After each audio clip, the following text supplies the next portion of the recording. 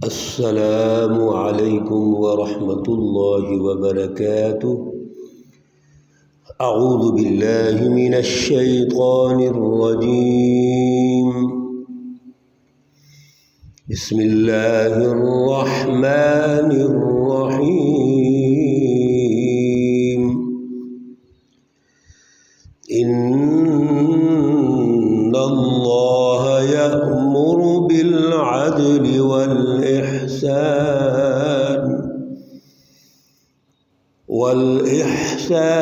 وإيتاء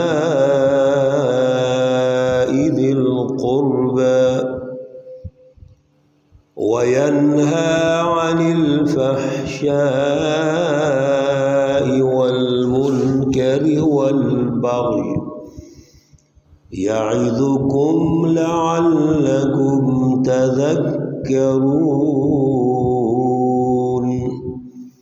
صدق اللہ العلی العظیم۔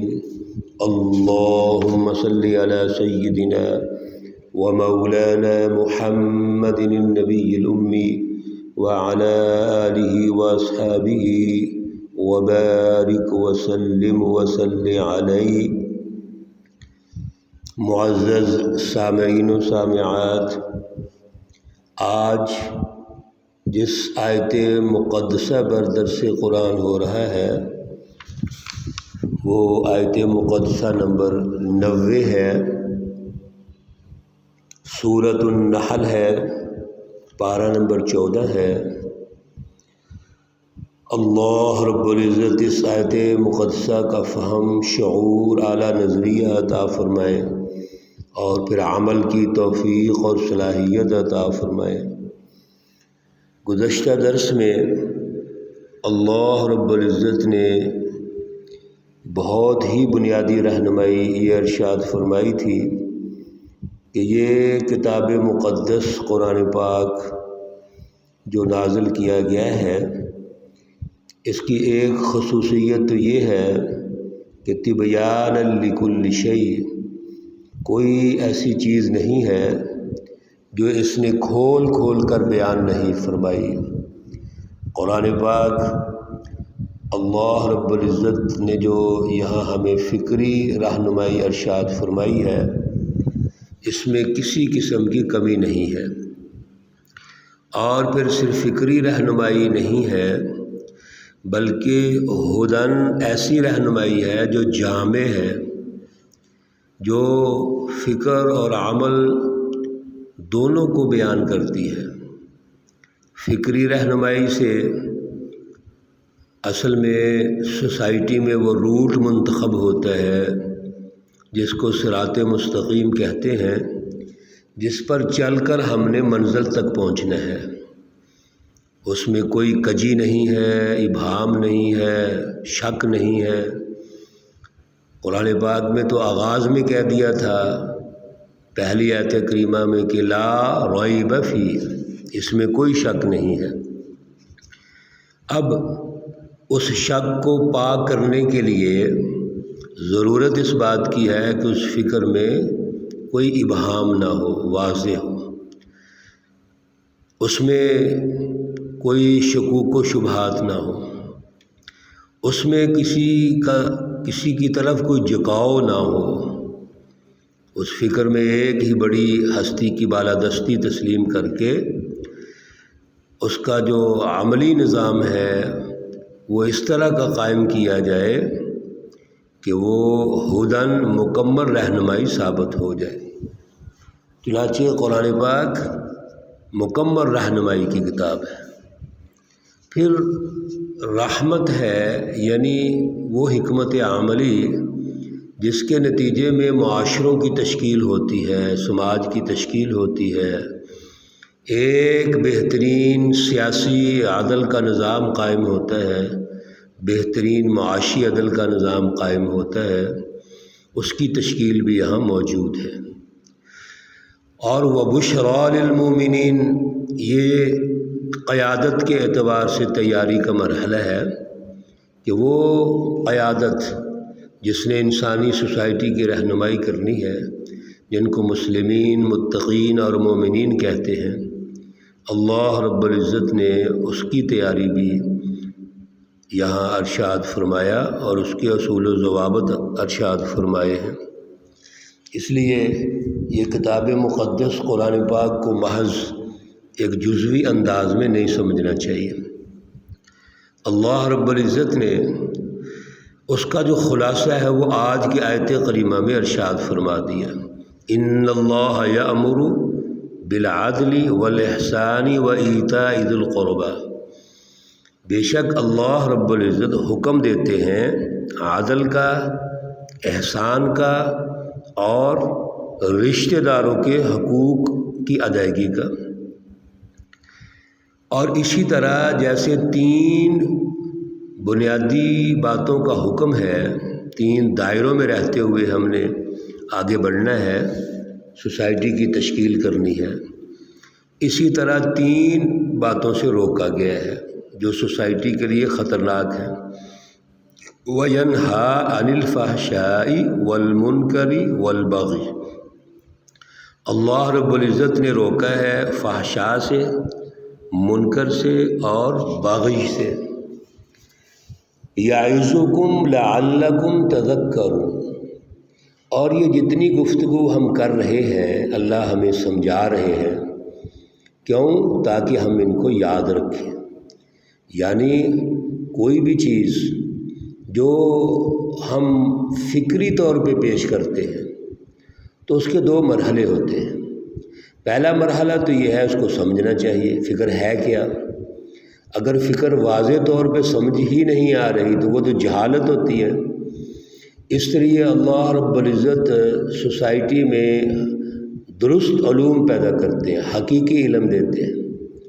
دوسرا پھر یہ ہے کہ اس کو یاد رکھنا ہے، اور یاد چیز کیسے رکھی جاتی ہے کہ اس پر ایک عملی نظام تشکیل دیا جاتا ہے۔ اگر ہم عملی نظام تشکیل نہیں دیتے ہیں تو وہ تو چیز بھول جائے گی۔ کوئی بھی چیز ہواؤں میں یا کتابوں میں اگر موجود ہے اور اس کی عملی پریکٹیکل شکل نہیں ہے تو کس طرح ممکن ہے کہ سوسائٹی میں وہ نمایاں ہو جائے؟ ضرورت اس بات کی ہے کہ اگر ہم یہ چاہتے ہیں کہ اس کو نمایاں کریں تو اس کو غالب کرنا پڑے گا، اس کی رٹ قائم کرنی پڑے گی۔ یہ ہے اصل میں یاد رکھنا۔ اللہ رب العزت نے جو 3 باتوں کا حکم دیا ہے، وقت کے اعتبار سے ہم مختصر ان الفاظ کی وضاحت کرتے ہیں۔ عدل، احسان، ایتاء ذی القربی۔ عدل کا مطلب یہ ہے کہ کوئی بھی انسان تمام اپنی زندگی کے جو فکر ہے، نظریہ ہے، عقائد ہیں اور پھر اعمال ہیں، اخلاقیات ہیں، معاملات ہیں، ان میں اعتدال اور انصاف پیدا کرے۔ کسی اعتبار سے بھی افراط و تفریط نہیں ہونی چاہیے۔ اگر سخت سے سخت دشمن بھی ہے، کوئی سخت معاملہ بھی ہے تو انصاف کا جو دامن ہے وہ ہاتھ سے نہیں چھوٹنا چاہیے۔ اس لیے عدل یعنی انصاف، اعتدال۔ دوسرا لفظ ہے احسان۔ احسان کے معنی یہ ہے کہ انسان بذات خود نیکی اور بلائی کا پیکر بن کر دوسروں کو بھلا چاہے۔ یہ جو مقام عدل و انصاف ہے، اس سے اگلا درجہ اور بلند درجہ یہ احسان کا ہے، جس کو ہم فضل و عفو بھی کہتے ہیں۔ اس لیے احسان کا جو درجہ ہوتا ہے وہ یہ ہوتا ہے کہ انسان میں اللہ رب العزت کی رضا ہوتی ہے۔ انسان یہ سمجھتا ہے میں جو بھی بھلائی کر رہا ہوں اللہ اس کو دیکھ رہے ہیں، اور اللہ رب العزت بلائی کا جواب ضرور بلائی کی شکل میں دیتے ہیں۔ جیسے سورۃ الرحمن میں ہے، هل جزاء الاحسان الا الاحسان، کہ احسان کا بدلہ احسان کے ساتھ ہے۔ اور پھر حدیث مبارکہ میں ہے، صحیح بخاری شریف میں بھی ہے، الاحسان ان تعبد اللہ کأنک تراہ فإن لم تکن تراہ فإنہ یراک۔ احسان یہ ہے کہ آپ جب بھی کوئی کام کرتے ہیں، اللہ کی عبادت کر رہے ہیں، آپ کے قلب میں اللہ کا خوف اور رضا ہونی چاہیے، اور جذبہ یہ ہونا چاہیے کہ اللہ تعالیٰ وہ دیکھ رہے ہیں اور میں اللہ تعالیٰ کو دیکھ رہا ہوں۔ تو گویا اللہ تعالیٰ ہمیں دیکھتے ہیں، یہ اصل میں جذبہ احسان کا ہے۔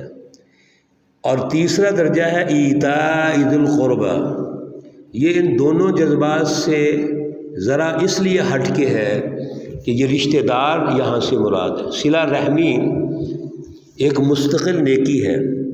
اللہ رب العزت نے قرآن پاک میں اس عنوان سے بڑی گفتگو ارشاد فرمائی ہے، رہنمائی دی ہے، رسول اللہ صلی اللہ علیہ وسلم نے رہنمائی دی ہے۔ اس لیے یہ مروت، یہ احسان، یعنی صلہ رحمی کے انداز میں رشتہ داروں کے حقوق کو سمجھنا اور ان کو پورا کرنا، یہ بڑے اہم اللہ تعالیٰ نے ارشاد فرمایا۔ کیوں؟ سوسائٹی اور سماج کی جو بنیاد ہے اصل میں وہ صلہ رحمی سے ہوتی ہے۔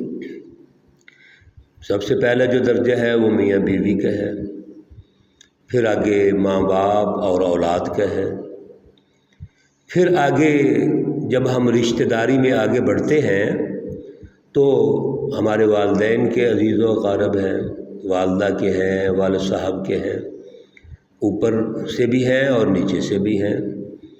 یہ سارا جو ایک بلاک بن رہا ہے، اجتماعی بلاک، اصل میں اس کے پیچھے جو اجتماعیت کی روح ہے وہ صلہ رحمی ہے۔ اگر اس صلہ رحمی میں کوئی کمی آئے گی تو وہ بلاک تباہ ہو جائے گا۔ اس لیے قطع رحمی، یعنی صلہ رحمی کے جو مقابل لفظ ہے وہ قطع رحمی ہے، رشتوں کو توڑنا، اور صلہ رحمی کیا ہے؟ رشتوں کو جوڑنا۔ اور اب یہ دو الفاظ جو ہم بول رہے ہیں اصل میں اس کے پیچھے ایک فلسفی بھی ہے اور اس کا عملی نظام ہے، اور وہ ہے حقوق و فرائض کا نظام۔ ہم عام طور پہ باتیں بڑی اچھی کر رہے ہوتے ہیں، لیکن اس کی جو حکمت عملی ہوتی ہے اس کو بھول جاتے ہیں۔ جب ہم حکمت عملی کو بھولتے ہیں، یعنی اس کی پلاننگ نہیں کر رہے ہوتے، اس کا عملی نظام جو ہے وہ ہم ادا نہیں کرتے، ہم اس کے دائروں کا خیال نہیں کرتے، صرف فلسفی کی حد تک بیان کرتے ہیں۔ فلسفی کیا ہے جی؟ والدین کا احترام کرنا چاہیے، ہمارے بزرگ ہیں، ہمارے بڑے ہیں، اچھی بات ہے، والدین کا فرض ہے اولاد کی اچھی تعلیم و تربیت کریں، ان کا خیال کریں، ان کی ضروریات کا خیال کا، بڑی اچھی بات ہے۔ ہر رشتے کے بارے میں بڑی گفتگو ہم کرتے ہیں، لیکن اس کا عملی نظام جو حقوق و فرائض پر مشتمل ہے وہ ہم بھول جاتے ہیں۔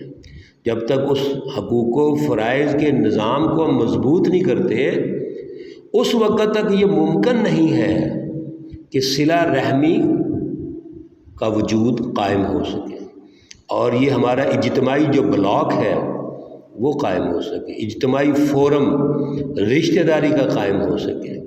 آج جتنی بھی بیماریاں ہیں، امراض ہیں، وہ اس یونٹ سے شروع ہوتی ہیں۔ تو پھر جب یہاں عدل نہیں رہے گا، احسان نہیں رہے گا، صلہ رحمی نہیں رہے گی، تو باقی سماج میں کس طرح آپ یہ قائم کر لیں گے؟ اس لیے حضور اکرم صلی اللہ علیہ وسلم نے فرمایا سب سے بہترین وہ شخص ہے جو اپنے گھر کے لیے اچھا ہے، اور فرمایا میں اپنے گھر کے لیے سب سے اچھا ہوں۔